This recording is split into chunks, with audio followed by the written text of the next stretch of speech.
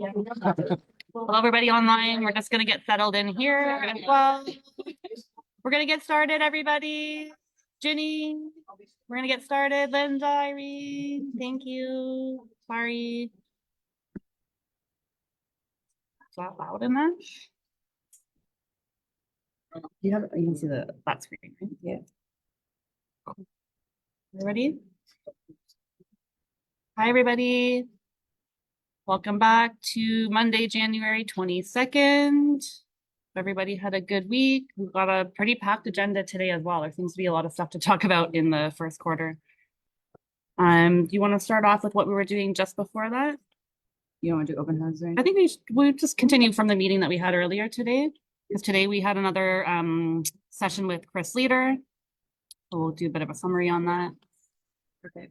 Yeah, so I know we've got a bunch of people that did listen to Chris's coaching call, but I've got a bunch of people online right now. So if you guys aren't aware, at 12 o'clock every Monday, we have a coaching session with Chris Leader.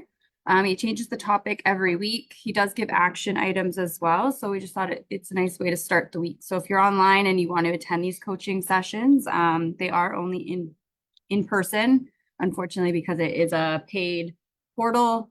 So if you do want access to it at home, then it's $30 a month, I believe. So if you guys do want to watch it at home, that's what you can do. But anyways, today he was talking about all the different things that you guys can do every day, like little improvements every day to kind of move the needle forward and get your business going. So we talked about core tenets, or I guess the core things that every single real estate agent needs to have, which was constantly working on sales training. So coming to things like this, going to weekly meetings, showing up for those webinars that we send out to you guys every week. So really investing your time into working on your sales skills, mastering digital marketing. So it is 2024 now. So we should all be at least online, if not working towards being online. That is where the world has headed this year. So you should be mastering your digital marketing, effective networking. So going to parent-teacher associations he was talking about, or any community events and really networking out there in the community. Working on advanced technology. So learning more about AI technologies in particular. I know we've shown you guys like ChatGPT. There's thousands out there. Last week I watched some guy create a video. I don't even know if it's just a picture of the guy's face and it talks in the video with his voice and everything. So like there's a lot of really creative things that are happening out there right now. Strategic marketing, exceptional customer service, effective time management. So really having a schedule and understanding what things need to be in your schedule to move the business forward. And then of course, staying informed with the market, which is what we try to do with you guys every Monday at this meeting, where we let you guys know what's actually happening in the market.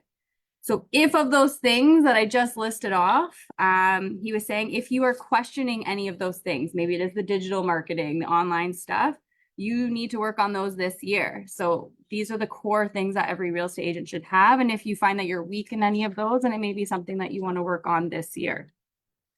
He did talk about reducing your fees. So if you are an agent out there that is using a reduced fee or commission to attract clients, typically, even in my own experience, these are typically the clients that are just never happy. So the ones that are always asking for discounts are never going to be happy with you, whether you did a good job or not.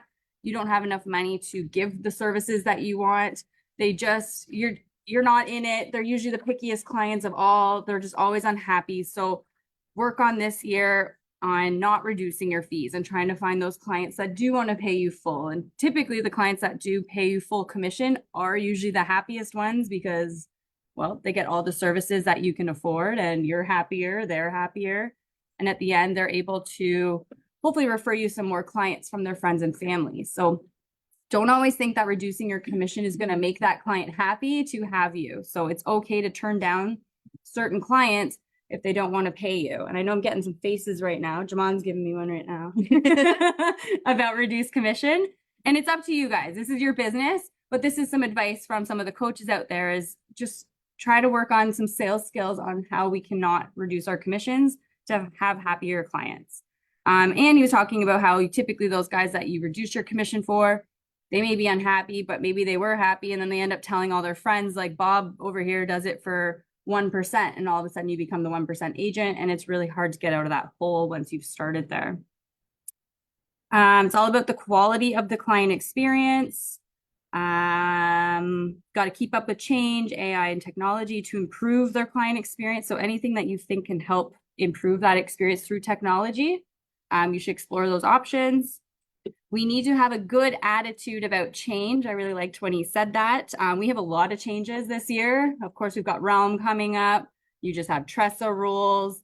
We have these exclusive rules. There's all these new changes on top of all the technology. So we all really do need to put in a good effort to have a good attitude about the change, because it's not going to get better. So if we start thinking negative about it, then it's just going to affect your business in that way as well.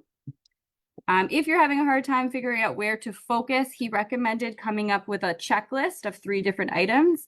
One would be the tools. So start to write out all the tools that you currently use, what templates you're currently using. So are you giving your clients a buyer's guide, a seller's guide, a listing presentation, a buyer's presentation?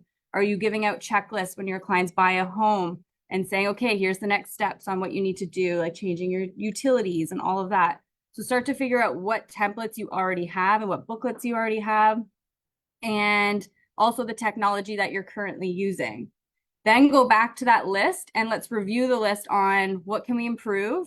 Maybe some of your buyer's guides have some old branding on it. Maybe we can update a few looks, but really go back to all of your current things that you're doing and start to look into what you can either add to that list or reduce or change. Yeah, we said start to update everything. And when he was talking about your daily schedule, he was talking about doing the most important things first. So of course, like prospecting, lead generating activities, we know that's important, but typically we would be more enticed to maybe go make a nice little social media video versus actually going to talk to people. So start to think about what you're doing in your day and start it off with those important business making activities in the morning. That sounds like a big session today. It was a big session today, but really valuable stuff. Yeah. So if you guys find value in these things, I recommend coming to his Monday sessions. I find them really helpful and they remind you of things. And his homework today was that list. So tools, templates, and technology, and see where we can improve those things. And people online wouldn't have seen it, but they can also sign up for it on their own, right? Exactly. So if you want to watch it at home every week, then let me know. I think it's like 30 or 39 bucks a month. It's very affordable. Otherwise it's free if you come in person. Cool. Thanks, Katelyn. So we have a lot of articles about like predictions about 2024. Some people are, thinking that sales are going to go down. Some people think prices are going to go up. So we'll go through all that stuff. But what did you guys find on the weekend? Did anyone run any open houses or showings, or how was the general feeling out there? Jimmy had an open house. Okay. How was your open house, Jimmy? I was busy on Saturday. Yeah, so where was it? It's on Highway 7 online. Highway 7 and so Cornell Community Markham. Yeah. Okay. So for the first hour, like on Saturday, we have about 30 to 40 groups. Wow. 30 to 40 groups of people through on Saturday. Did you get all their email addresses and sign-ins? I got at least half of them. Okay. Yeah. Very good. Were they asking about strategy or market? Were they asking questions? They did ask a lot of questions. Yeah. That's a lot of people through an open house. So yeah. That was for a Sanix listing, or it was Sanix. How many showings do you have on that particular listing? 46. 46 showings. So a lot of people through open house and a lot of showings as well. Nice. Popular. What's the price point? We're also at 648. Are you holding offers? Yeah. What do you guys? I guess you can't say what. So 648 holding offers. And this is the second time it's being listed. Yeah, I think we only had 8 showings altogether in December. Okay. Ooh. So there's a strategy. They tried to list at what they wanted, probably, or a little bit higher. Didn't get anything. Now they're listed too low, but we'll see what happens on offer night tonight. Okay. Markham, Cornell area. Like right near the hospital. Very good. It's his listing, but Jimmy hosted the open house for it. So this is a good lesson because Jimmy's semi-new, because now he's got all these contacts. And what we're going to do with those contacts is call them all today, put them in your CRM, get them on a newsletter, and not just throw away your sign-in sheet that you spent all that time on, right? Which most people do. Yeah, that's 4 hours of really good work right there. That's awesome. Yeah. Anyone else do open houses, or anyone on Facebook? page you're checking Facebook or? I'll even say I went to a house this weekend, which I Oh, haven't yeah. done a showing in a year and a half, to be honest. So my best friend wanted to go see a place in Oshawa. I forget, I think it was Sutton Court. I was at 2 o'clock and there was 6 families already in there. It wasn't even an open house or anything, but it was bumping, and they ended up taking an accepted offer that night. So they weren't holding offers or anything, but it was very interesting to be out there on the field again. That And was under $1 million? it was $899 for a detached. I don't know what it sold for yet, but What were you gonna say? Price. Price, Yeah. yeah. good price. Yeah. And these guys bought it in July for $650 and flipped it. So we'll see if they made a good profit on it. Yeah, we'll see. So what did the stats say, Claire? Did they say something similar or what? You guys tell me, so are you getting like Facebook ads? Like maybe he's running Facebook ads, even running like marketplace ads and that type of stuff, and For rental. for rentals still and that, so it's still going okay, fine. What do you guys feel generally overall? Like, do you guys feel the market is picking up or not picking up? What's the general feel? Picking up? I feel like rentals are slow. Rentals have slowed down a little. That's good. Did you look at appointments? How many appointments? No, 220 was okay. about 220 or so. I had a townhouse listed in Mona Hill, Lake November. And it sold. And we were to firm up in January 3rd. Long story short, the deal fell through and we had to release. The buyer did not support the council, so we had to put it back on the market. I did. On 3 days, I got 7 bids and 1 offer over us, but over asking about what we got last Oh, year. good. So that's clean. good. And what the cost was. Yeah. So I got 7 showings in 3 days and a full offer, you know, and we got a 30-day closing, which was good. Yeah, so for those online, Celine had a listing back in November that sold, was supposed to close in January, did not close, but she relisted it and sold it again for even better than what they got in November. And they'll get the deposit, I assume, too. So Well, maybe. we were very iffy, right? Yeah. We weren't sure whether it would get more or less. I mean, the market indicated we would have gotten less, but no, we got more. We were very, That's so I mean, that's an indication of what Yeah, right yeah. now. that's happy. Interesting.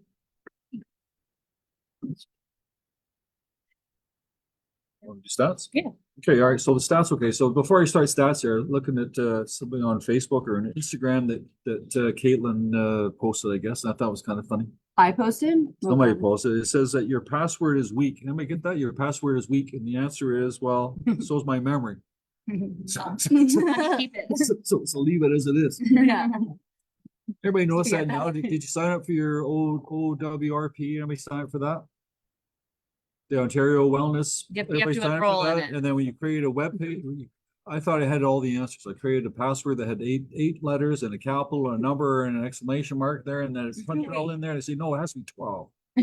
Now it has to be 12 characters. And two special characters. So that's what I said. And I read this thing in memory. I thought it was kind of cute at the same time. I pretty much triggered it from there. It's- I think the market is picking up a little bit there. I think that we're starting to see some activity, but compared to last year we had about, I'm trying to see here, about 5,000 sales for January, which is nothing really. Like, a good month would be 10,000 sales, but 5,000 is better than 3,000. So it's starting to pick up. But this month here, I saw a pattern for January, and it seems to keep on going. I saw the pattern January 7th, and now it's the 21st. I see the same pattern. So right now we're sitting with 11,700 active listings. Last week we had 11,745. We actually lost a handful of listings from Sunday last week, Sunday this week. But the good thing is that we've sold for the first 21 days, we sold 2,100 sales. Last year there was 1,800, so actually sales are up 36%. Very So nice. that's why active inventory hasn't gone up. So whatever's coming to market, it's selling. Okay, so that's what I'm seeing right now. Freeholds, break it down, 11,700 active listings. You've got 5,800 that are freehold. You got 6,000 that are condo. Condo sales are also up about 32%, and freeholds are up 39%. So what's going? It seems to be okay. So that the market's doing very, very well. Active listings, I checked last night at 14,300. Saying tells me there's over 15,000 leases right now. So leases are so-so. I don't know. Leases are up 8% for condos, and they're actually down 13% for freeholds. So I don't know why that would be. It's maybe there's not enough freehold properties for lease. I'm not sure which.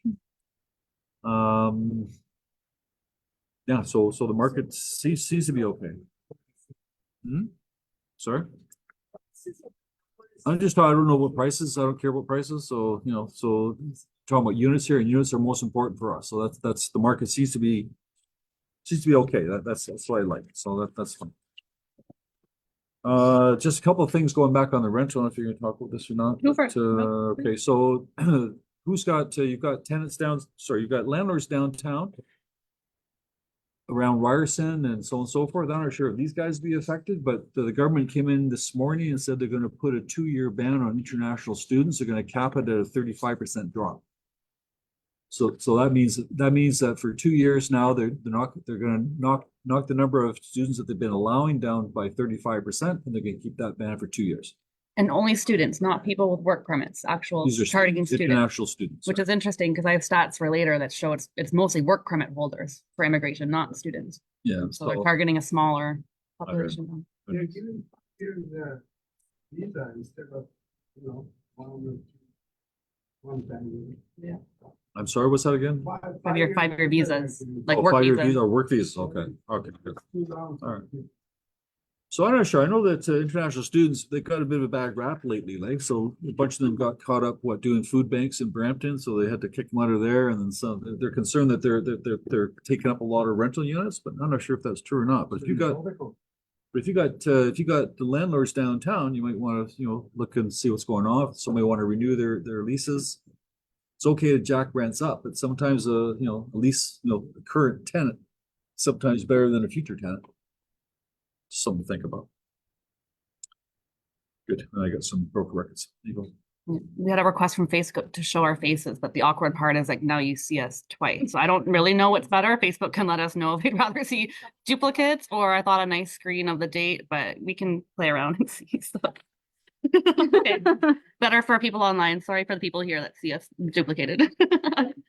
Yeah.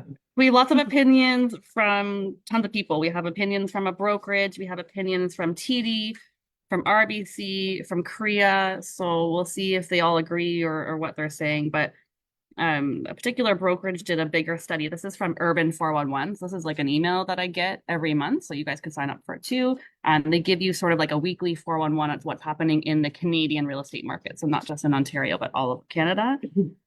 So this particular survey is predicting that home prices across Canada will return to pandemic peaks in 2024. It's a pretty big prediction. You highlighted the entire thing. I highlighted all of it. Like they're all, because it's all bullet points anyways, so it's easier. But yeah, they're forecasting home prices Canada are expected to rise by 3.3% in the first quarter of 2024.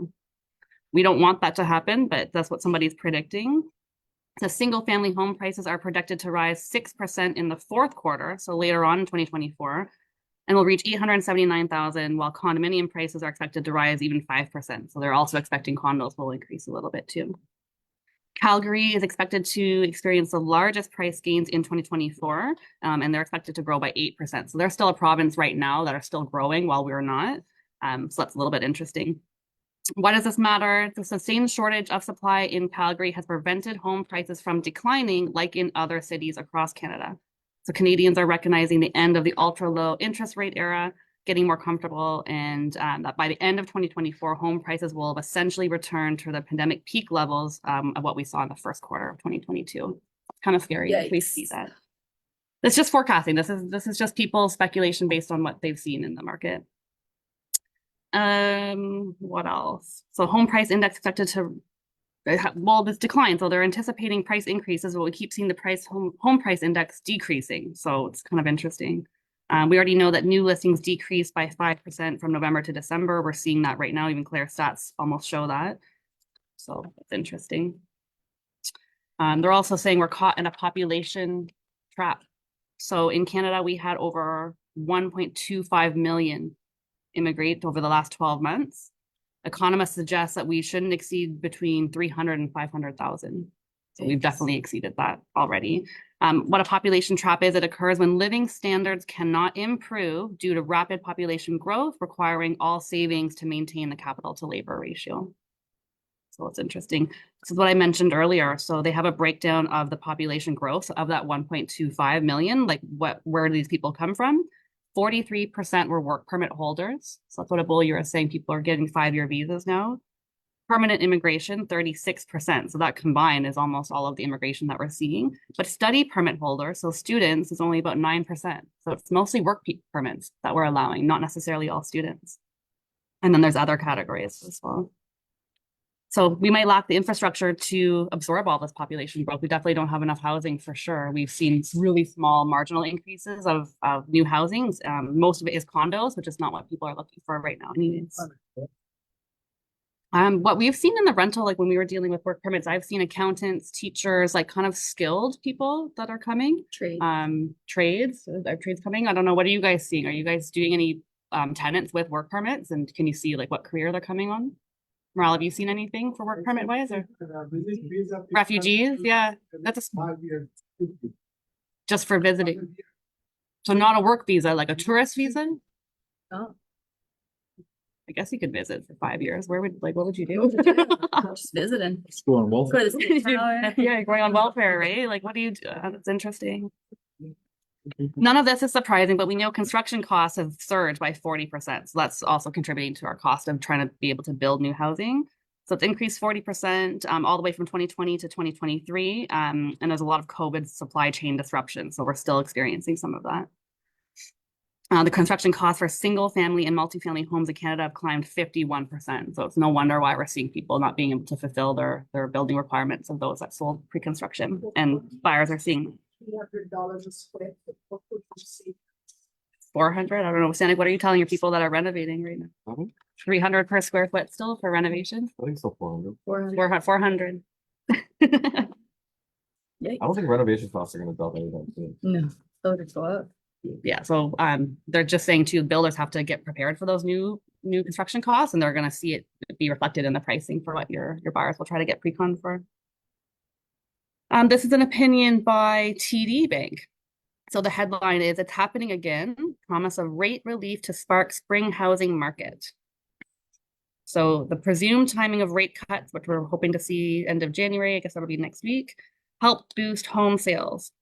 Prices may not follow suit and are expected to slip through the first quarter and flatten in the second. Kind of sounds what we were kind of predicting, a little bit more, a little bit But stable, right? So you, depending on whether you're working with a buyer or a seller, you can use the article to whatever suits your needs there, right? So Carrie's reading right now, TD Bank. TD Bank is projecting a price decrease in the first quarter, maybe in the second quarter. I said the same thing, right? I'm sort of thinking the same thing. Mhm.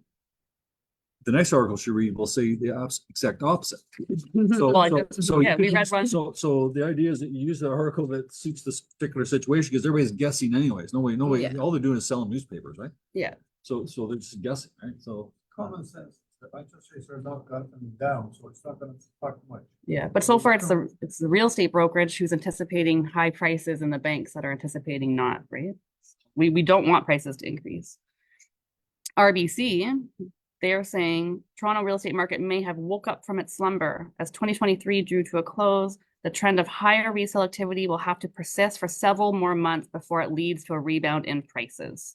So also RBC saying it's going to happen in 2024, but maybe not in this first quarter, not right away. Yeah, they're pointing out that the end of the year sparks did little to alter softening price trend, right? Everyone was predicting stuff in December, and we haven't seen that full impact yet. I think we'll have to wait till the spring to really see some impact in this. After Chinese New Year, which is end of February 12th. Is that a thing? Maybe? It's gonna be the year of the dragon, Yeah. according to Mandarin. No, I heard it on the radio. I think it's true. From Julian. Julian posted No, I heard it on the radio, some advertised. Yeah, so they're saying we expect this softness will persist through the first half of this year, with the market recovery gaining strength thereafter as interest rates accumulate. So they're saying people want to see a couple rate softening before they predict that prices are going to increase. Priya.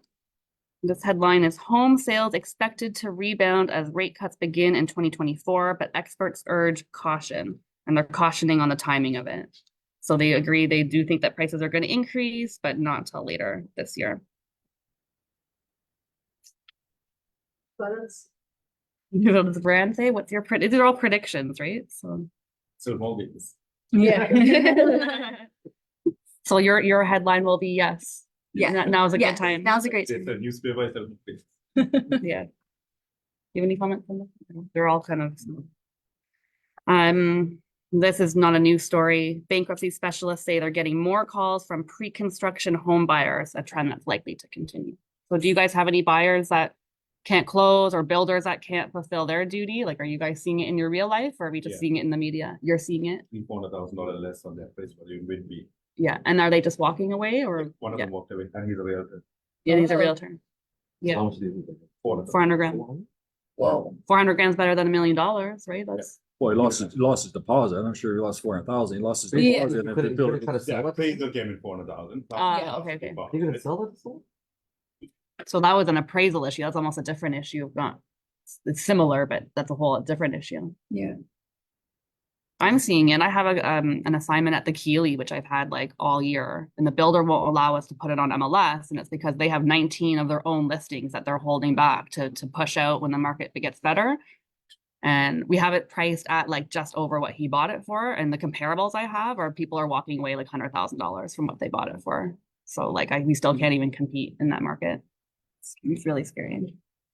So let us know if you are in that situation. Just saying that for a minute. Yeah, yeah. So if you got anybody have any clients in that same situation? Anybody have a client that that bought pre-construction, now they're concerned? How old would you buy it? The Keeley is 2020. We bought it. Usually you guys bought Closing- 2-3 years occupancy ago. now. Anybody else go that situation, have clients like that situation there? So I'm surprised, I'm not surprised, I'm surprised the guy walked away, but sometimes you go back to the builder and sometimes the builder would do a $300,000 VTB. Because the builder can't, property's appraised, it's not worth what they sold it for. So the builder's lost money. Even if he puts it back on the market, he's still not gonna get that money back. So some builders are doing VTB, so we have to have a discussion with that, right? I think Treasure Hill does. Treasure Hill, they're doing a lot of it. Treasure, Treasure Hill. Treasure Hill. Treasure Hill, don't know them, okay, yeah, so some people do it, but it makes sense, right? We have another situation now where the fellow's trying to sell a place. And it's not a pre-construction, but he just paid too much for it. Now he can't get his money back and he's got a second mortgage. So what we're trying to do is negotiate. We've got a firm offer conditional upon satisfying ourselves so we can give clear title on closing. So what the agent's doing right now, we're negotiating through, remember, we've got Phil Bradshaw doing this for us right now. So we're trying to negotiate with the first and second, trying to get them like somebody's got to give here. So we're in the middle of doing this right now. So I'm not sure what's going to happen or not. Everybody's put their foot down, saying we're not doing it, we're not going to give anything, that's our money, but the price is only worth what it's worth. So see what happens with there. I know in this case here, unfortunately, in this case it may not work out because the first mortgage pretty much covers the entire place. The second mortgage there's no equity to cover the second mortgage. The second mortgage guy's got no skin in the game, he's going to get zero, which is kind of a good thing and a bad thing. So we're asking the second mortgage guy to reduce his fee, and he's saying, what? I'm gonna lose money anyways. I'm not gonna do this guy any favors. I don't care. And the first is saying, I get my money anyways. I don't care either. So in this case, it may not work, but in other cases it does. So we gave it a good kick at the cat. We're not finished yet, but that's the type of thing we can do, right? So come talk to us if you are in that situation, just in case we can help you think creatively. But you should be also reaching out to your clients about pre-construction, see what they're doing, what's up, what's going on, like are you saving money, like what's your plan, right? Good news is some of them are being delayed enough to help them save the extra funds into the next year. Hopefully they won't close till 2024, 2025. If you're lucky, they're getting delayed, but Are the builders letting people add buyers to I'm the sure they will. contracts to like help? I've heard With that some are just- with a trying to lot be of fees? flexible so that they Yeah. close. They also want to close. They don't Yeah. want to lose the deal, right? It's $5,000. That's Sure. It might yeah. be worth it though. Yeah, I've heard also really bad stories. Okay, sure, pay us 10 grand and we'll extend it a month. Like, but that doesn't really help. This is better than losing 100. Yeah, I've heard a couple things.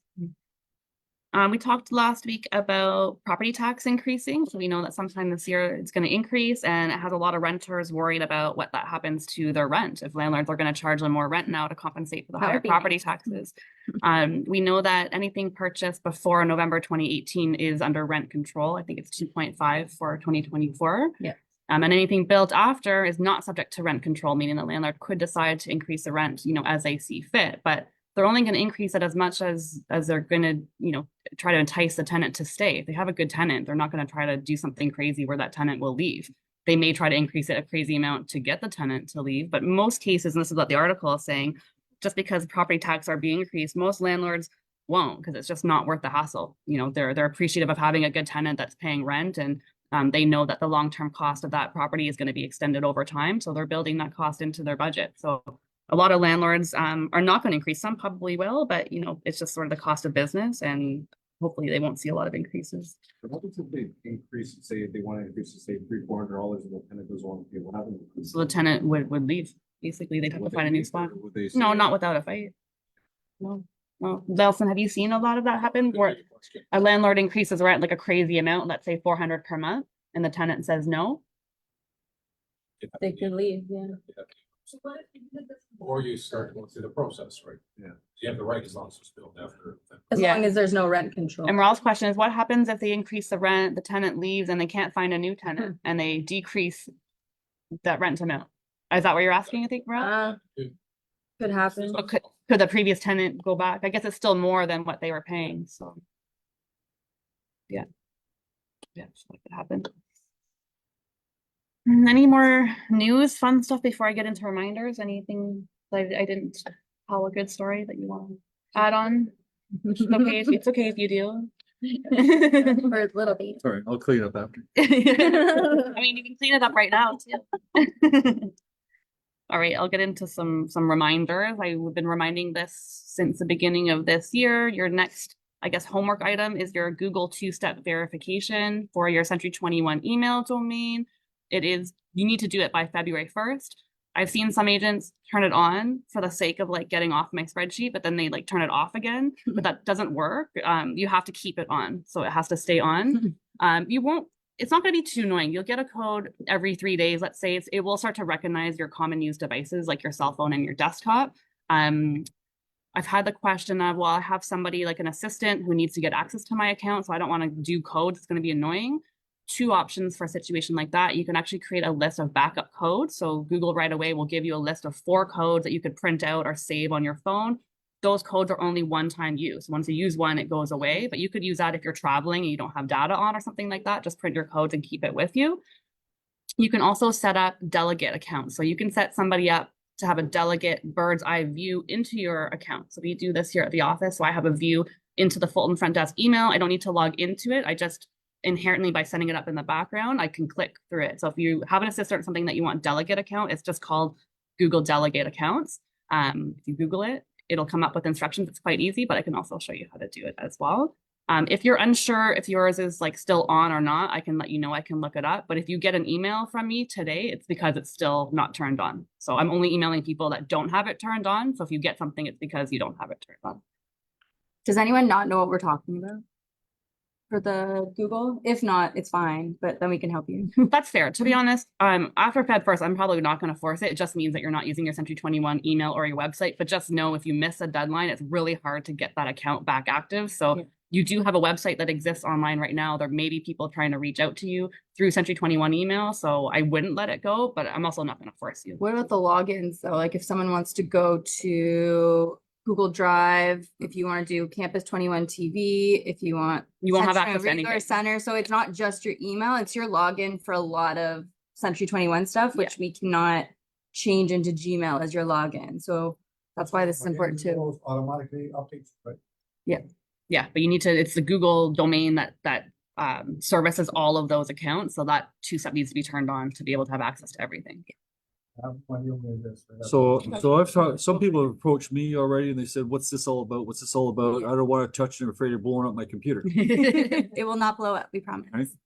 What I'm concerned about is that if you've got your Century 21 email address on your Realtor.ca, or I should say on your TREB, you're not going to get any Realtor.ca leads because they're going to go to your Century 21 address, which does not work. And it's not a me rule. I didn't make this up for like fun. It's a Google world. Everyone is doing this right now. It's not just us. The other weird thing, I do have a question though, because we noticed I'm hearing a couple reports of people that have turned this on and now accessing Treb on Chrome is Mm. having issues. So when we log into Chrome Treb here at the office, it freezes. And then I had one agent ask me if it's connected to this two-step verification. I have no idea how that would be connected, but is anyone else experiencing that at home? Where you go to Treb on Chrome and it's freezing, spinning, like it blocks out your entire Chrome. You are You are experiencing that? seeing that, Celine? Okay. Your stalls too? Okay. So you can use Microsoft Edge or Explorer Are for you? now. But man, my IT brain is like spinning because like one instance of it is one thing, but now it's like an actual Well, 'cause Google problem. Chrome. And at first I thought it was the office, and now I'm wondering, I have no idea how that two-step would affect Treb. It might. People on Facebook are saying yes. Like how many people? Everyone on Facebook, if you actually are experiencing this problem, let me know. So the issue is on Chrome going to Treb. And it just, as soon as you can log in, but as soon as you hit search, it spins and crashes your whole Chrome. Ginny, you were experiencing that last week.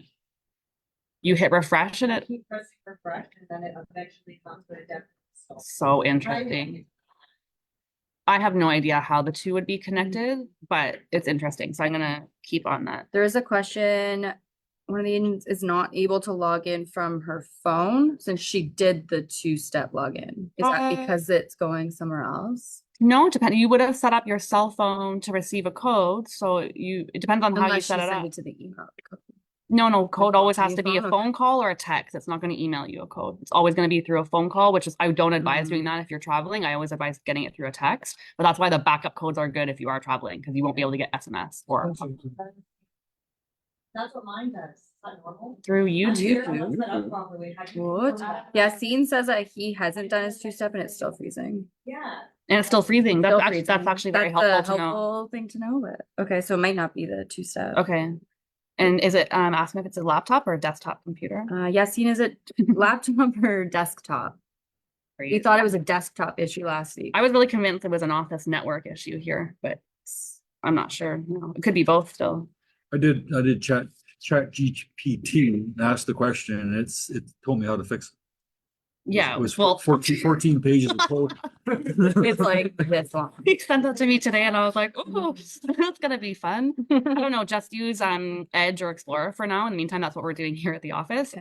I don't know, I'll have to investigate this. I have Chamis on it as People well. use Firefox too. Yassine's his Sure. laptop, so. Okay, interesting. Yeah, I mean, I contract help desk last week about the storm. yeah, And they say that. But okay. So other people have said it's an issue. Okay, helpful. They admitted that it's a known issue. Okay. You want to go through one, like go through the track home page, you confusing, right? But if you go directly. Oh, To round. true. Yeah. Okay, so Irene is saying too, for Realm, it's true, it is a separate link. So you can just go to Realm directly. You don't need to go through Treb and then Realm. So you can try that. It's kind of good. It's good and not good that it's an issue. So it makes me feel like it's not just me. Because I always feel like we're always raising these alarm bells about stuff and it's just us. So Yeah. that's good. So we just said there, I just want to make sure they understand what we just said. So you don't have to access Realm through Toronto MLS. You can go to Realm direct. It's realmapp.com or whatever the address is, but you can bypass. Instead of Toronto You don't have to go to MLS.net. Toronto MLS, go straight Is to that the Realm. way to and get us and off that Stratus? may- Maybe. Is That may- this on purpose to make us use Realm or is the forced Realm Yeah, it's maybe like transition? forcing us to hate Stratus and go to Realm. I use it other way around. Yeah, So it's sometimes IP. interesting. So IP address is screening. So Alex got. Realm. That happens to Yeah, me too. Yeah. that happens to me a lot. Fun. The authenticator. I wish they got rid of that. Well, it'll be fun when they introduce their own two-step So verification. So Alex, they might be fixed when they do two-step on Realm too, or Toronto MLS. So just wait, your two-step for Google is also coming to Realm. They're also going to do two-step verification. So get used to having codes and stuff.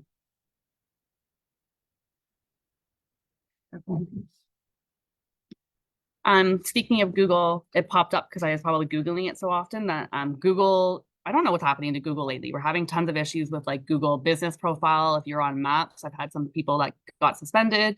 But also in general, researchers are showing that Google in general is becoming a less desirable search engine. So I don't know if we're seeing like the demise of Google very slowly.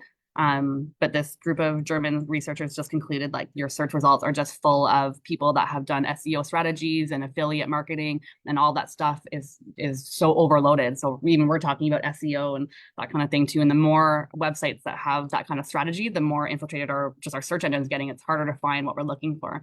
So there are new things like ChatGPT and AI tools that are probably going to overcome a search engine is going to become your number one search engine tool. I mean, ChatGPT is kind of becoming. Yeah, do you guys do that at all? I mean, I do that myself. I'm an old guy talking. I used to go to Google and I'd say, like, I Google something and Google would present to me about 5 pages of information, right? Yeah. But then I have to go read through each little You gotta link to click on see the what the heck website. I'm talking about. So rather than doing that, I'm doing ChatGPT. Yeah, and that's what this article is saying. ChatGPT is giving me, it's not giving me pictures or ads or anything. Yeah. It's doing it in black and white words. There's the answer. So Mhm. Because I think it searches the I web don't have to for read 4 you. different websites to get my answer. Yeah. ChatGPT gives you right away. Yeah, I think it searches the web for you and then it Yeah, just yeah. summarizes it. Anybody else? You should. I try not to use Google. I try to use that instead. Yeah, that's what this article is saying, is most people are turning to that too. Yeah. I think Microsoft is also getting better for this one. Theirs is getting better because they have their EA built-in thing too. And they have like another version of Canva that you can use. Fair enough, Canva. I also got a quick list of Google shutting down a whole bunch of websites, so I just wanted to list them in case you guys are using any of this. So, so this is how I get my news. So Google has a feature right now on Google Maps where you can add a business profile, and they're not getting rid of that, but through Google Maps, you could have created a landing page, a domain that would be like .business. It's actually a Google thing. So if you have a landing page or something like that built through Google Maps, they are getting rid of that whole platform. So they've offloaded it to people like Squarespace and WordPress and other websites. So if you have, I don't think anyone has it, but it's a business profile website landing page through Google Maps. So if you have that, they're getting rid of that. They're also getting rid of, see, look, we'll look at all the ads on this one article alone. You ChatGPT. But that was the biggest one I think I read that they're getting rid of. So you'll still be able to be searched on Google Maps, but they're getting rid of the landing page part of it. Okay, I want to remind again, and Nelson reminded us too, because he's still getting questions on this, or maybe he's still seeing it. The Realtor cooperation policy that took effect January 1st, 2024 means if you have an exclusive listing or you're putting up a coming soon sign, there is chairs around. There, I see a chair here and some in the back also. Especially if you guys are squished there too. There are other chairs. There's a chair back there. Thank you.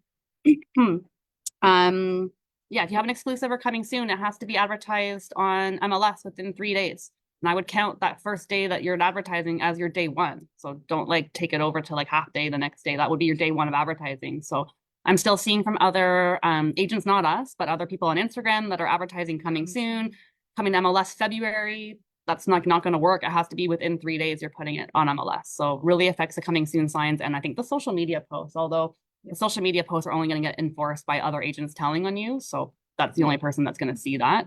But just a reminder that that is a rule. So Yeah. Which will change things for the sign companies too, right? yeah. So if you're planning on doing a coming soon sign, then it needs to be up within 3 days, which will be interesting. Let me give an idea what you guys, it sounds kind of goofy little thing, right? Put coming soon on there, 3 days, has to be an MLS. Just remind you guys, last year we got fined, office got fined, it was, I'm not gonna say who it is, but it was a couple, it was 2 agents that are licensed with 1 listing and the broker. Well, we had a coming soon sign on the sign, but they didn't tape over the R symbol, remember that? The MLS symbol. The MLS symbol, the Realtor symbol, the MLS symbol, they didn't cover that up. But it said coming soon. Anyway, something happened with the seller got sick, whatever else. So the sign sat there, somebody complained. Sure enough, we didn't, it wasn't on MLS. It had nothing to do with covering the market within 3 days, but it's the same idea. But the point I want to make to you though is because that symbol was not covered up by a piece of tape, the agent got fined. Actually, the brokerage got fined $900, and all fines go into one group. Okay, broker got fined $900, and the 2 agents got fined $900 each. we're not, so when you tell you that the coming soon sign is the law, or else you got 27, was it? Oh, not yet, $2,700 for not putting a piece of tape on the R symbol. Imagine if you have coming soon more than 3 days. You're dead. Just give us your license. Okay, so this like they take MLS stuff too Very serious, but seriously. anyways, there it is. It's true. Yep, Alec. Yeah, so Those are the I just, what is it? The exception. yeah, so I just pulled up, I did, so Broker Pocket, I did an assignment listing on them last week and they actually pop up the screen saying, assignments and pre-construction are exempt from the Realtor cooperation policy, but they are reminding you about the policy. They have a pretty good write-up about who it impacts, but not for pre-con and assignments because you cannot put those on MLS. So that is the exception. No. And they email me every day to try to get all of you guys to sign up. Because they're like, I noticed you're on there. You should have all your agents on there too. Well, we don't really want exclusive assignment pre-construction listings right now either. Broker Pocket is a tool. If you do have an assignment exclusive listing, you can throw it on there for a little bit of exposure, but it's just not the same as MLS, unfortunately. Do you mind explaining like commencement day and the completion day for the so we know when we're gonna put time to I would count your day one as day one. So I don't, and you can tell me if I'm wrong, actually. Like I was in my head, if it's 12 p.m., 2 p.m., I would still count that as your day one of advertising your commencement date. I'd make You would make it the next day? Wow, see, I'm more risk adverse than See- Claire is, so see- that's okay. He's gonna be the one to back you up. same as traditional financing. The day you do the deal is not the first day. So the day next- after. next day.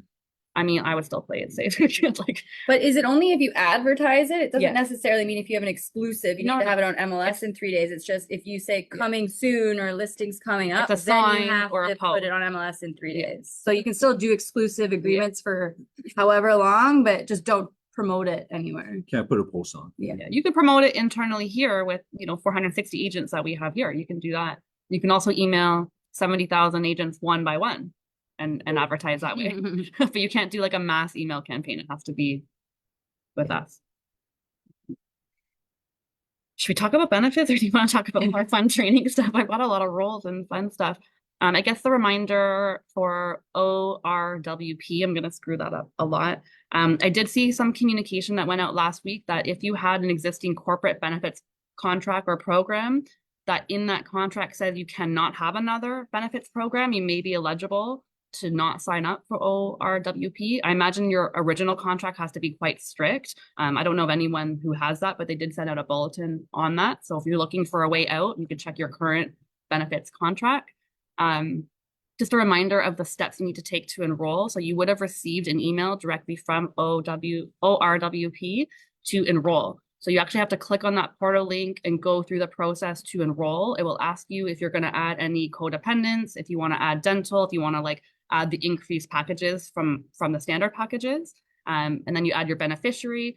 Once you enroll in that, the main part that most people are going to use is your medical. So that's your prescriptions, your massages, that kind of thing. That is serviced through Green Shield.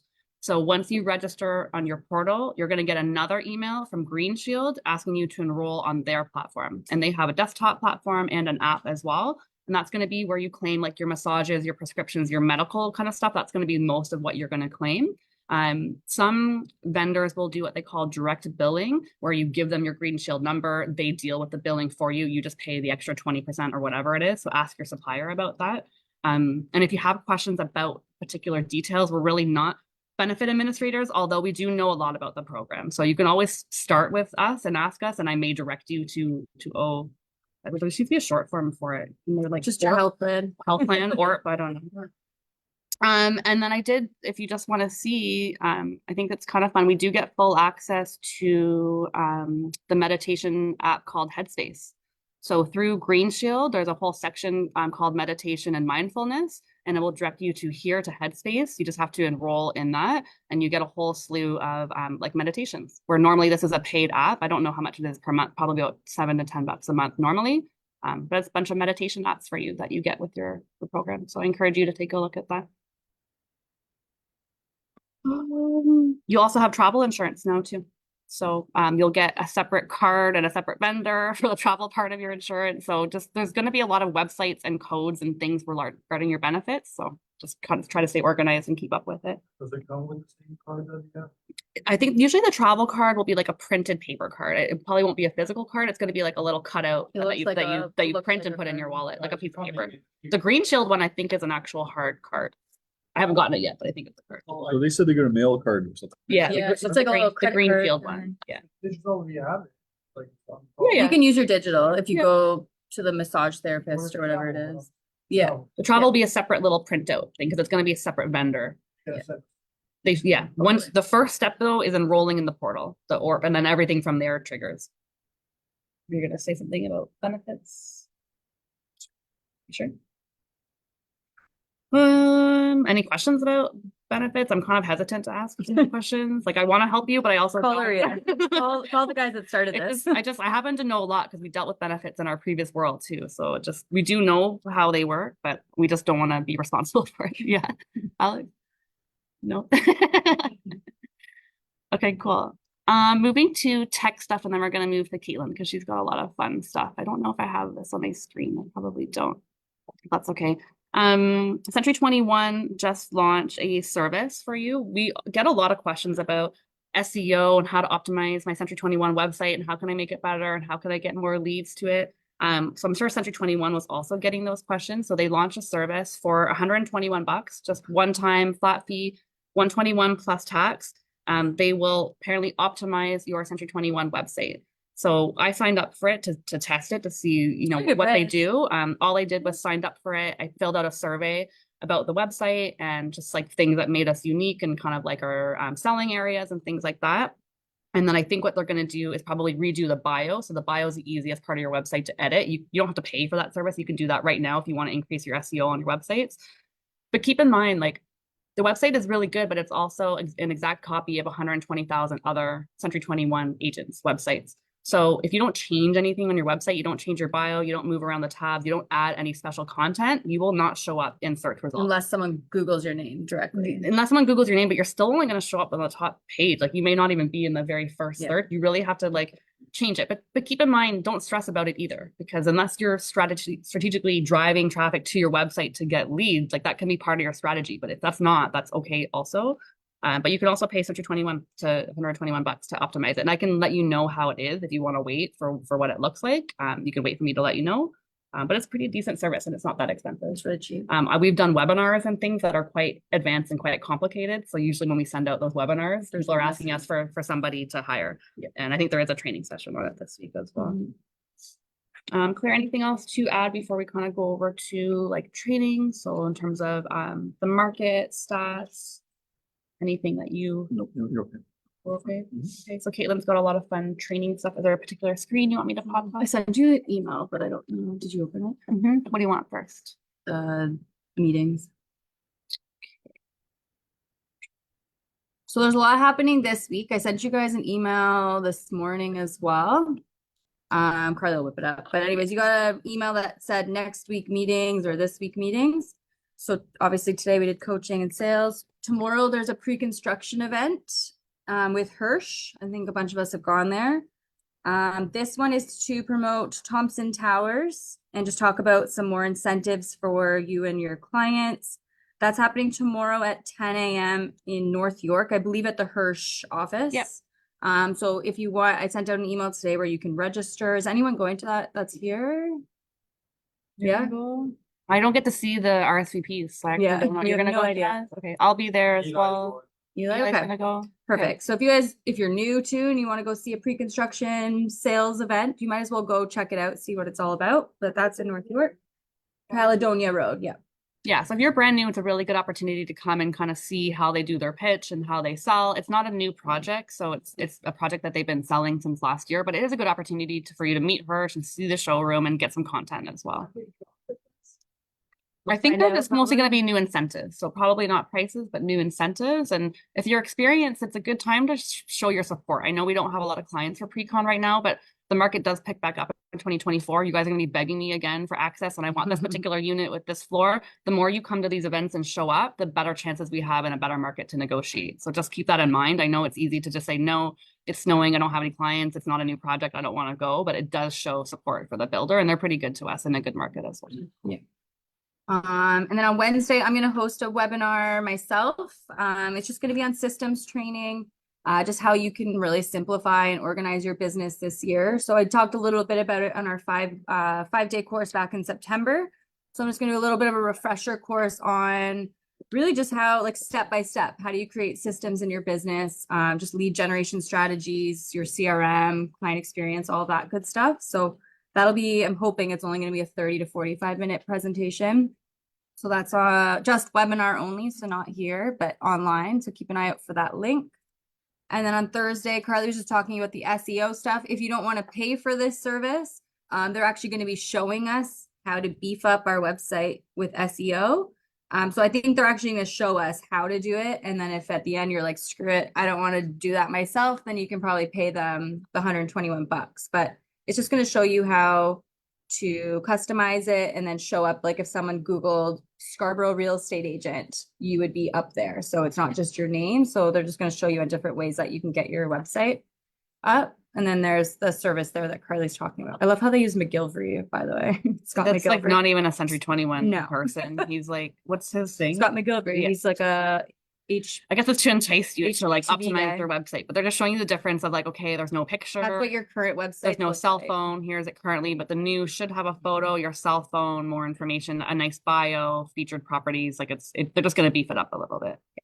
So come to that session on Thursday. I believe it's at 12. It's the final Tech Thursday. If you haven't watched the other ones, last week they did one on C2 on Engage. So your campaigns and all of that. They did like a 4-part series, which is on campus21.tv. So if you guys want to watch the recordings, then you can go back and watch those. Other stuff. So we did a little bit of a demo last week on Realm, and I know Realm is changing all the time, but I think we have 40 days left until that comes, maybe even less. But there was a correction. So you do not need to, your clients do not need to accept an invitation for you to put them on a prospect search. I would still recommend it because the search is much different, but there is a way that you can actually just set up a list or a saved search and then add them to the emails. I signed myself up for it. I didn't love it because it doesn't say Katelyn Fulton sent you these listings like it currently does. It just said like Realm. And even I was confusing myself with all of these pop-ups. I know Claire's got me on a search, so I didn't really know who was sending me these properties. And then when you click reply, it was notifications at Realm. So I didn't love that about it. But it does say like Katelyn Fulton sent you this if you open up the email, but it's not really broad enough. So I would still recommend setting your clients up with a profile and doing the invitation so that they have a little bit more control over the search. But you do not need to do that. So I'm going to do a video, maybe not now. I'm going to do a different video on showing you how. But another thing, that's just one topic. So it's a correction from last week. And then this week we got, or I guess this was sent out in March. So Just add to that, Mike. yeah. Okay, so last week we spoke about prospect match on Stratus. Yeah. Prospect on Stratus, all you do is you put the email address on there, put it in the search criteria, and then it sends your client the information, right? Simple. Once a day, right? Simple. You can do the same thing on Realm. Yep. All you do is you create your contact first, then you do a search, and then you save the search for that contact, and then every day or real time, however you want to set it up, your client will get that information without having to set up an account. I've had other agents come to me already last year, come to me saying that they sent clients the invitation to set up an account and they had to create this account and all this stuff in there, but then the client didn't do it, they just deleted it. It's too complicated. So this way is an easy way. But the problem is that it's not up to date. You're not really using it the way you could, because if they signed up and created an account, you'd actually be able to go in and see which listings that they're looking at. You can actually see what searches that they had. You can actually see what property they were looking at. If you just send them the information without setting an account, you just send it to them and that's it. You have no record of it. So Which is currently what's happening anyways. with so prospect if you want to search. be able to make it an easy way, the way it was, just set it up, the contact, save it to that, create the contact, save the search to that contact, and it'll go daily and away you go. But you're not going to know whether they're looking at it or not. Yeah. The proper way to do is have a conversation with them over the phone, explain to them, you know, I'm gonna send you this information, this is what you have to do, and this is, you know, as soon as you do it, then we're all set and you can go in and change it yourself, make your own changes, but better still, you can see what they've been looking at. So what I'm telling everybody to do is, before you do that, maybe set yourself up as a client and see what your client says, so you can explain to your client what they're gonna say. That's my suggestion. Yeah, so that's your homework this week. And You have then two the- Then the homeworks. next thing, the big thing, this is a big thing we just learned now, you're saying back in March, but I think it just happened last week. No, so contacts, this we've is always been brand. able to move your physical contacts. The Correct. searches Yep. is like The brand new searches. last week. Yeah. So somebody came in between this week and last week, something came up, which Kate will talk about. What came up last week? We just, Oh, what I just talked for about? searches. Okay, I was like, what? Okay. Yeah, the save surge. Okay, so a lot of you guys have had questions about how to get your contacts from Stratus over to Realm. It was very simple. I'm not going to pop it up because I don't want to pop up a bunch of my private clients' information because YouTube flagged me. I don't know if any of you guys tried to go to YouTube last week. It was like harassment and they took my video down, but I got it back up. But anyways, I'm going to email you guys this link. It's very simple. You guys should all do it this week. It's going to walk you step by step how to get your contacts from Stratus over to Realm. So you just follow these steps. You're just going to download a CSV file. Make sure when you email, that's a whole separate step, is to get the CSV file from Stratus. Yeah. I feel like this isn't what I did though. Maybe it is. Okay.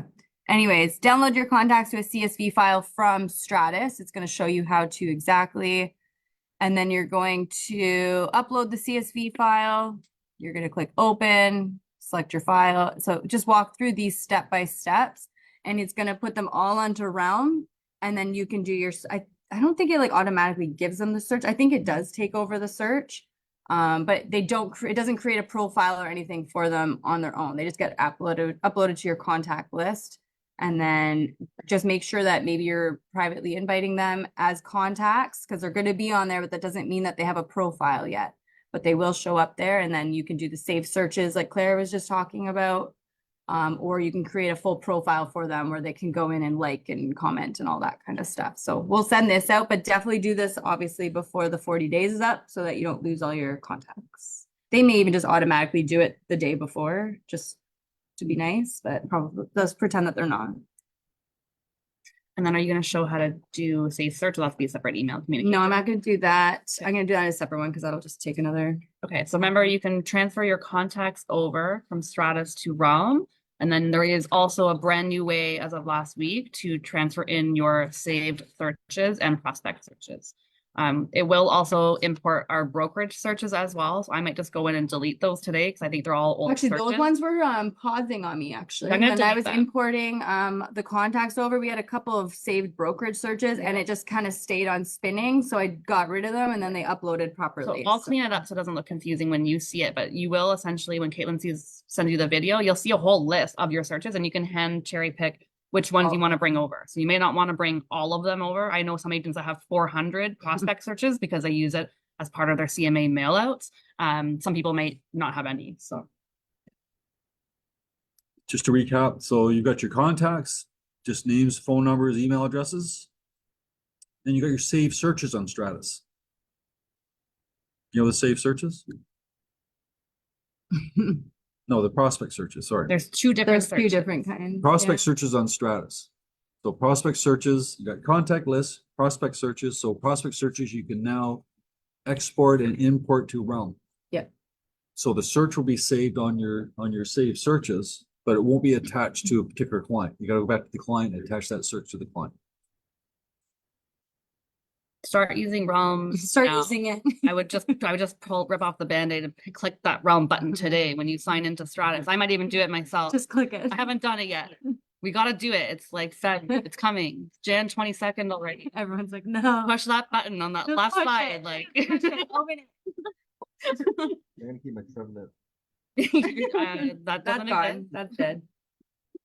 We are going to try in February. I'm going to get Realm to do the training because obviously I'm still learning it all still too.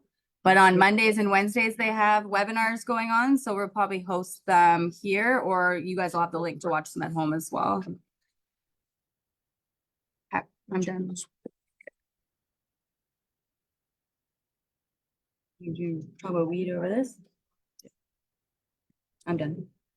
I'm gonna look for this, Claire, while you talk about, it kind of is. Okay, so just got one more thing there. So people are starting to do the I don't know, there's old rules and new rules. I just want to remind you of an old rule, okay? So it used to be you guys would go and do reruns. Remember what a rerun was?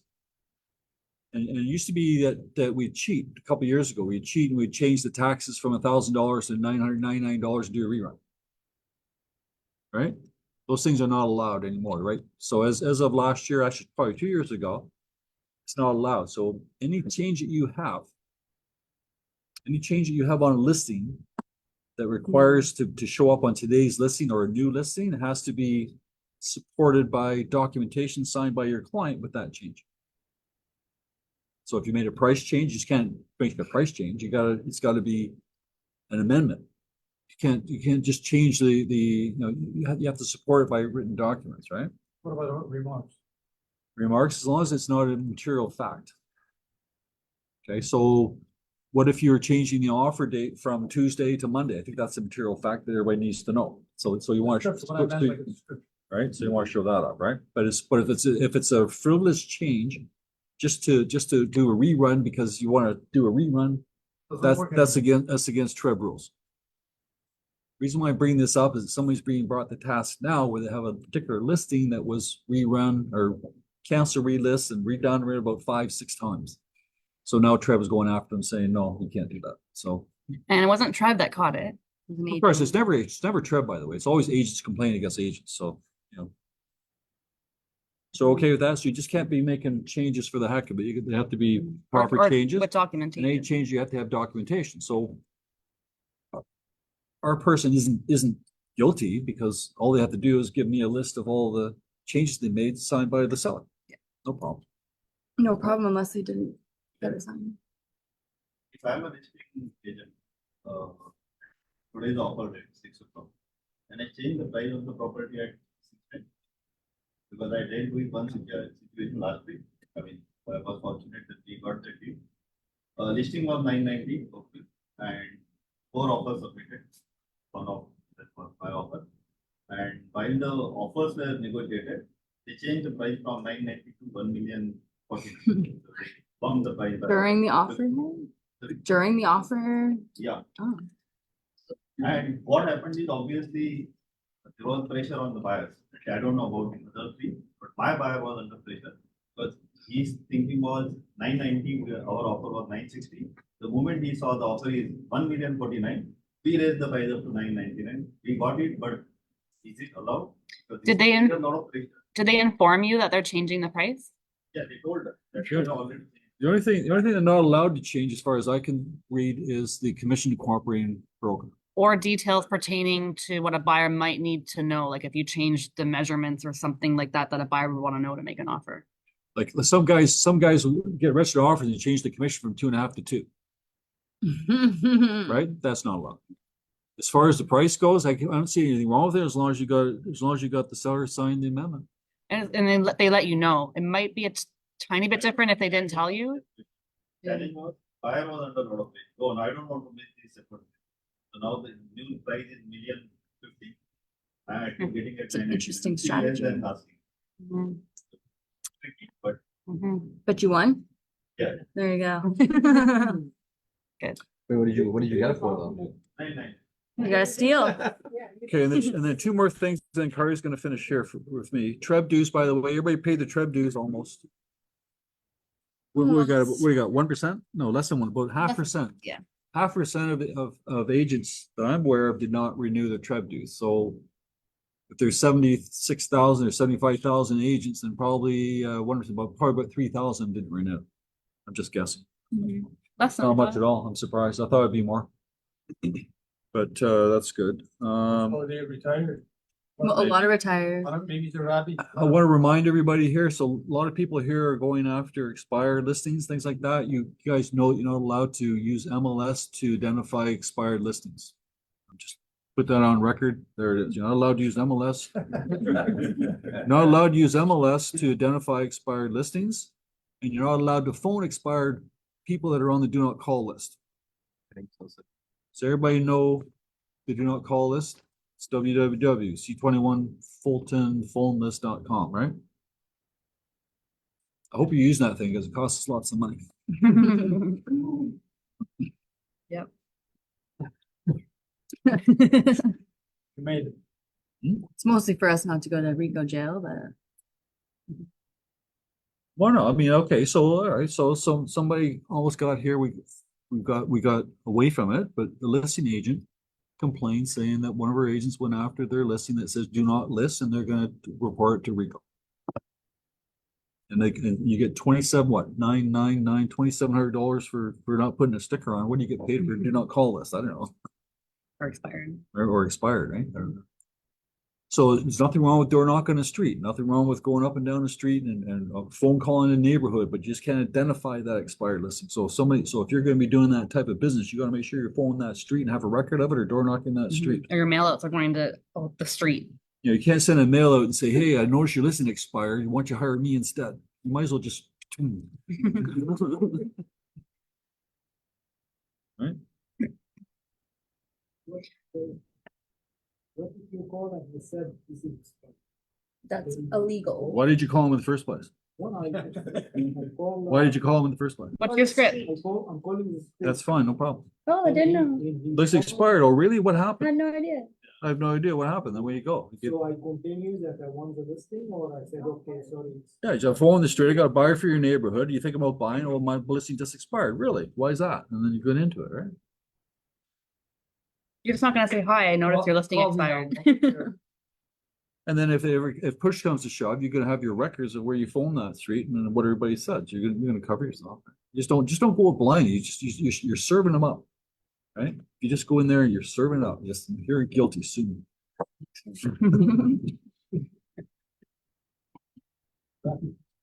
So Rico put out a little infographic, which we thought was sort of helpful. It's the easiest of graphics we've seen. We're still getting the question of, I'm having an open house, what do I do? Or I'm talking to a new buyer, like, what do I need to send them? So this is an infographic to sort of help explain under TRESA what the requirements are. So you're a realtor. This is all of you. You're a realtor.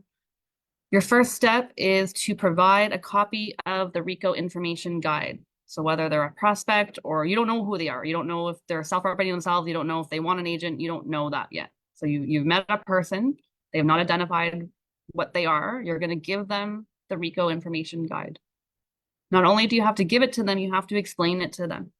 So us sending an email doesn't necessarily explain it. Maybe it happens in your next meeting, but you do need to explain the guide to them. So it's 13 pages long. You should all understand it and have read it and need to be able to explain it.